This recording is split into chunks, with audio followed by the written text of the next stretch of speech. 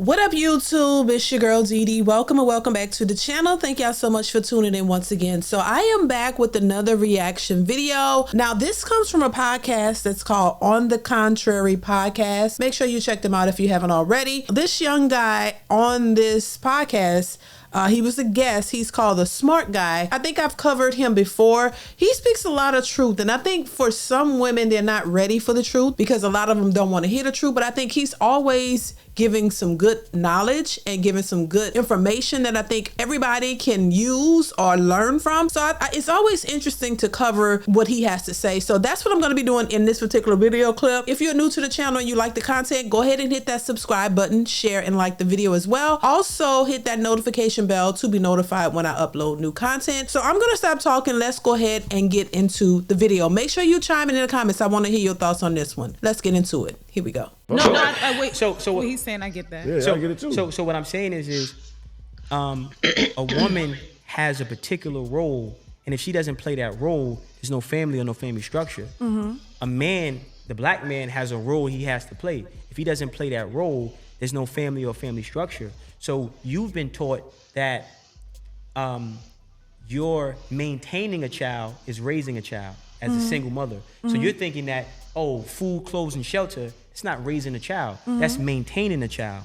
To raise a child, you need man and woman in that household. You need a coalition of masculine and feminine energy working simultaneously together. But just because you get support from the government, you mistake the maintenance as the raising, and then now the child is up because that daughter doesn't see a man in the home. So she doesn't know how to be nurturing for the man that eventually is in her home. The support from the government, you mean like... And listen, what he's saying is 100% facts. I mean, this is what we've seen unfold for years. This is what we're seeing happening. This is what has been happening. We talk about it all the time. We talk about the feminist movement and how the government allowed these women to feel, made these women feel independent because they gave them a place to stay and gave them financial assistance to the point to where these women felt like they didn't really need a man. So they were out here making babies with men who were not father material. They wasn't even thinking about that, a lot of them. They were out here just doing whatever it is they wanted to do, whatever they felt like doing, and then justifying it. And this is where we get to a point where we have a bunch of single mothers who believe their children don't even need fathers,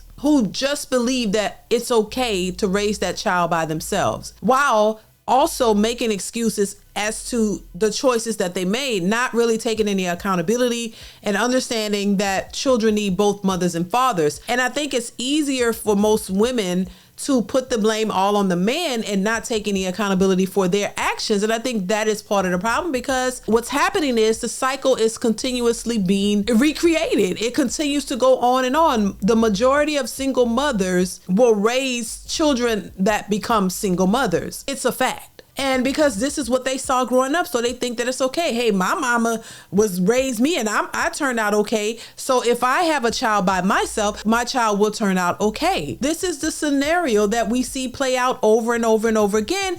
But is it what's best for the child? In many cases, it's not. So we got to change that mindset of, oh, I can do it all by myself. I don't need a man. But what about your child? It's a selfish thing to only think of you and your wants and your needs and your choices and not consider the children that you're bringing into this, because they're the ones who are actually suffering for it. And a lot of the parents, the mothers, are in denial and not taking accountability for that, which you continue to repeat that cycle. So we all got to take accountability. You got to stop being in denial. You got to understand the importance of father figures for your kids. And if you don't, want to raise them up in a toxic, unstable environment, then it would make sense not to have children until you are ready to be in a healthy, responsible relationship. And it takes two. And then bring children into that environment that has proven to be more beneficial to the children versus single motherhood. Let's continue.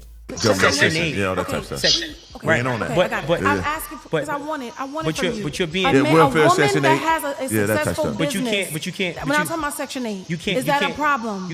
I'm not talking about Section 8. Nobody is on Section 8. You can't spin me. What I'm saying is Section 8 is the thing. Nobody's on Section 8. The government assistance that the black woman receives as an independent has been strategic. And her receiving that has developed a mindset that to this day makes that woman comfortable that she has an option of independence that was created.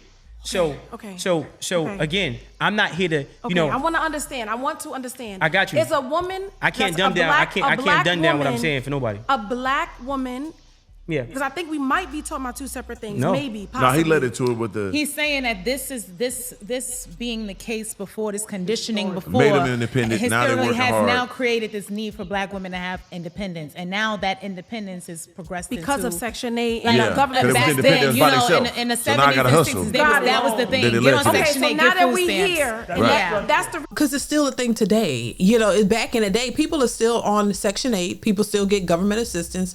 They're still relying on it. And they believe that they're independent because of it and prop themselves up as if they're independent boss chicks and they have these businesses and they have this. They're faking the funk by getting on social media, making them seem more, higher up than they actually are, just to put down black men to make themselves feel better. This is part of the reason why a lot of women think that they don't need a man, because they have free housing, you get free food vouchers, you get a little bit of money, and you think, oh, you're independent, you're taking care of your kids by yourself, still looking for a man to provide the most for you, because deep down that's not enough. You know that you still want more and you can't provide it by yourself. So I'm just saying, let's continue. Is that causing a problem now that we're here? Yes. The reason if you don't listen because you have a financial option to be deaf, does it cause a problem? Ooh. Say it one more time. No. If you don't listen, right? Because you have a financial option not to be submissive, is that a problem? Right. That is that when he said it the first time. If you don't listen because you have a financial option from the government not to allow that man. The government that be losing me. But he's saying on both ends. It's progressive. It led from the government to that. You got your own money. You have to. So what I'm saying is this is why I say how I say it, right? I'm giving you the context.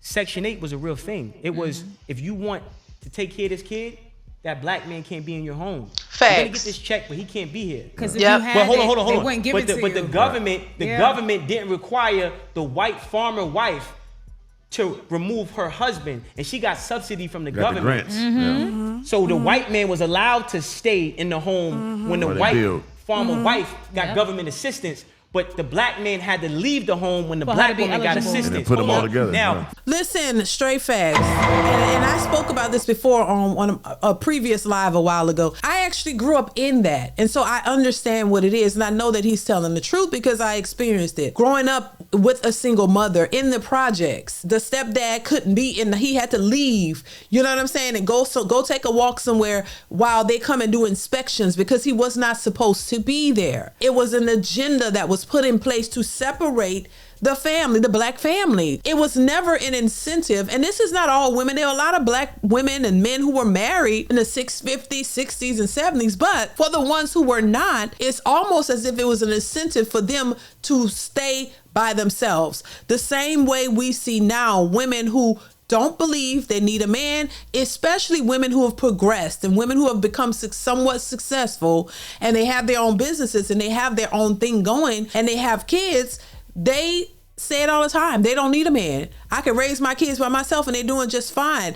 Not really understand the negative implications that would have on their children. The kids are the innocent bystanders. It's a trickle down effect. What are you going to get? You're going to continuously get the same thing over and over and over again until somebody makes the change. And people always like to talk about generational curses. Well, somebody got to break it. That means somebody got to start thinking differently. Somebody got to start doing something other than what they've been taught to do. So this is where using common sense, taking accountability, making changes can change your outcome and your outcome of your kids. It's a lot more that could be said about this, but I think it's very important for women to understand this, for women to finally understand how important the nuclear family was and how important it still is, and how this is going to be detrimental to the future of our community and our children if we don't do something about it. And I think as far as women have a major role, because there's a lot women can do to shape and change the narrative if they understand the importance of it.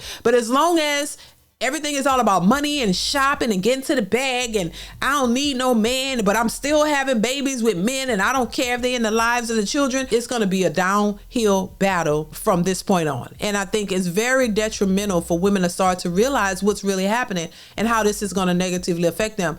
And it is not looking good. Every other community of people understand this. Yeah, they have their issues. They have problems too. They're not perfect. But one thing is consistent with them. They understand the importance of family, the family structure, how it benefits them, and why they have to keep it. Even though, they have issues. Like I said, they're not perfect at all. But they understand marriage. They understand the nuclear family. They understand how that benefits them. We are the only group of people who don't get it. And I think it was done that way on purpose. It wasn't something that they wanted from us, because, to me, when it comes to Black women, the Black community, the powers that be know that they can use Black women. And that's what they've been doing. Using Black women to fight against their men, making them think they don't need them, making them think that this independent stuff is where it's at. But at the same time, these women are realizing that it's not where it's at. They're complaining about it. They realize the struggle of it. They realize they can't really get anywhere, but they still want to use the men,